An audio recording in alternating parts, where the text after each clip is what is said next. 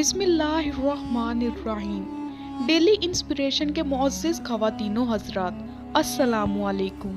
तारीख़ सहाबा अजीबो गरीब से भरी पड़ी है। जैसा कि सबको मालूम है कि मज़हब इस्लाम में पर्दे का हुक्म सिर्फ औरत को दिया गया है, लेकिन एक ऐसे सहाबी तारीख में मिलते हैं जिनको पर्दे का हुक्म दिया गया था। लेकिन आज की इस वीडियो में हम उस पाकबाज़ सहाबी का वाक़या आपके साथ शेयर करेंगे और आपको बताएंगे कि हज़रत उमर ने अपने ज़माना खिलाफत में उस सहाबी को पर्दा करने का हुक्म क्यों दिया था।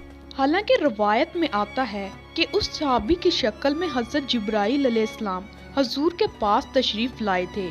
ये बाकमाल सहाबी कौन है, बल्कि उस सहाबी को हजूर ने रोम के बादशाह के पास क्यों भेजा था। इस वीडियो में आप जान सकेंगे कि हज़रत उमर फारूक ने उस सहाबी पर मदीना आने पर पाबंदी क्यों लगाई थी।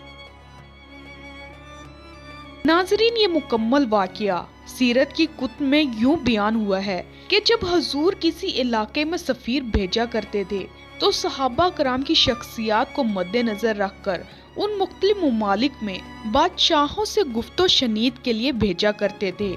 लिहाजा सन 7 हिजरी माह मुहर्रमुल हराम में रसूलुल्लाह सल्लल्लाहु अलैहि वसल्लम ने मुख्तलिफ बादशाहों और सरदारों तक इस्लाम की दावत पहुंचाने के लिए खतूत लिखवाए और एक ही दिन में 6 कासिदीन को रवाना फरमाया। उनमें से एक मुअज़्ज़िज़ और खूबसूरत कासिद साहब हजूर का खत मुबारक लेकर रोम के बादशाह हरकल के पास पहुँचे। उसने कहा कि मैं जानता हूँ तुम्हारे साहब नबी और रसूल हैं और ये वही हैं जिनका हम इंतजार कर रहे थे और जिनका तज़किरा हमने अपनी किताबों में भी पाया है, मगर अहले रूम की तरफ से मुझे अपनी जान का खतरा है। अगर ये खौफ ना होता तो मैं जरूर नबी आखिरुज़्ज़मा की पैरवी करता, लेकिन अब तुम ज़कातर नामी राहिब के पास जाओ, उसे ये बातें बताओ। उसकी इज्जत मुल्क के रूम में मुझसे भी ज्यादा है और अहले रूम के नजदीक मुझसे ज्यादा उस राहिब की बात ज्यादा काबिले कबूल है।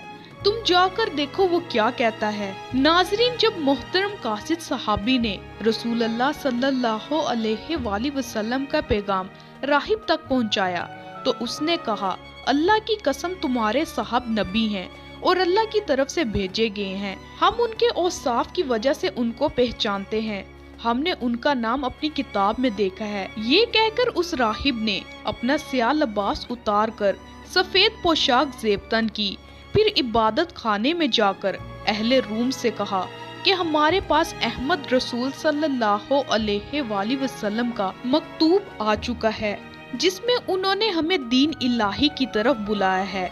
लिहाजा मैं गवाही देता हूँ कि अल्लाह के सिवा कोई माबूद नहीं और ये भी गवाही देता हूँ कि मोहम्मद सल्लल्लाहु अलैहि वसल्लम अल्लाह के रसूल हैं।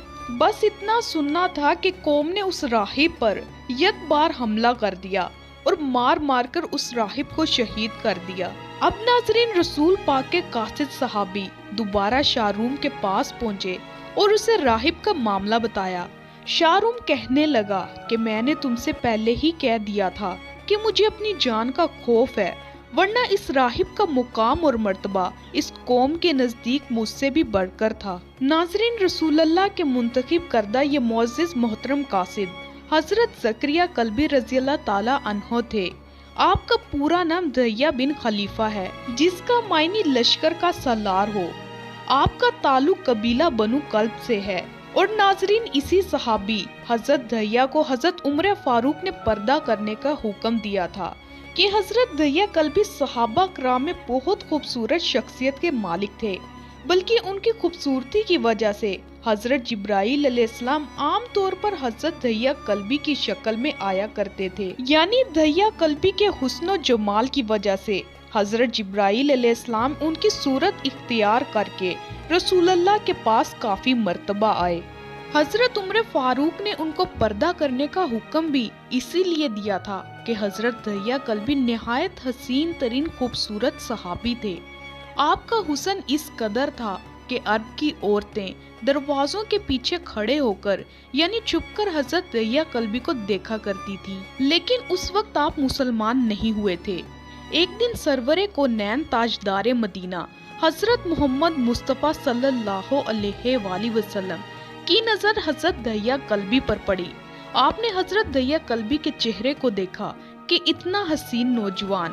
آپ نے رات کو اللہ تعالیٰ کی بارگاہ میں دعا مانگی، یا اللہ اتنا خوبصورت نوجوان تو نے بنایا، اس کے دل میں اسلام کی محبت ڈال دے، اسے مسلمان کر دے، اتنے حسین نوجوان کو جہنم سے بچا لے۔ رات کو آپ نے دعا فرمائی۔ صبح حضرت دہیا کلبی حضور کی خدمت میں حاضر ہو گئے۔